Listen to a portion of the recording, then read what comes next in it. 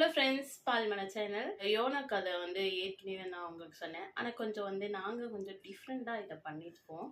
YONO மீன் வயிற்றுக்குள்ளே எப்படி இருந்தா இருப்பாருன்னு சொல்லிட்டு பார்க்கலாமா? அவர் சொன்ன இடத்துக்கு அவங்க போகாதனால என்ன பண்ணுறாங்க, அவர் இருக்கும்போது பெரிய மீன் அவர் முழுங்க பார்க்குறாங்க. மீன் வயிற்றுல என்னென்ன இருக்கோங்க, மீன் வயிற்றுல நம்ம சாதாரண ஒரு மீன் சாப்பிட்டாலே பார்த்தீங்கன்னா அது க்ளீன் பண்ணும்போது நிறைய வேஸ்டேஜ் இருக்கும், கொழுப்பு இருக்கும், முட்கள் கண்டிப்பாக அதுக்கு ஒரு முள்ளாது இருக்கும் மெயினாக. அதே மாதிரி அதோட குடலில் பார்த்தீங்கன்னா வேஸ்ட் அந்த சின்ன சின்ன கருப்பு கருப்பாக பாசைகள், குழகுழப்பு அது எல்லாமே இருக்குங்க. அந்த வயிற்றுக்குள்ளே இவன் முழுங்கி இருக்குங்க. இப்போ பாருங்க, மீன் யோனாவை முழுங்கிடுது.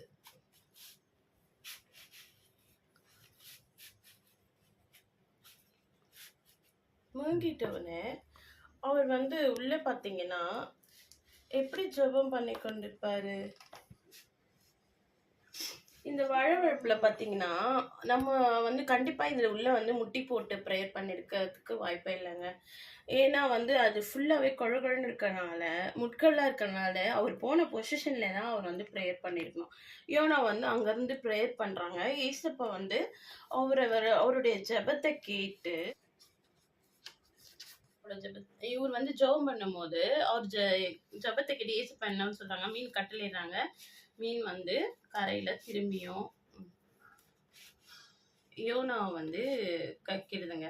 இந்த மாதிரி தாங்க நம்மளுடைய வாழ்க்கையில் நிறைய பேர் கெட்டவங்க இருப்பாங்க, நல்லவங்க இருப்பாங்க. நிறைய இந்த மாதிரி முற்கள், பாசிகள், சிற்பிகள் அந்த மாதிரி ஆட்களும் இருக்காங்க. அவங்களுக்காக நம்மளும் ஜெபம் பண்ணுவோம், அவங்கள ரட்சிக்கப்படணும்னு. God bless you.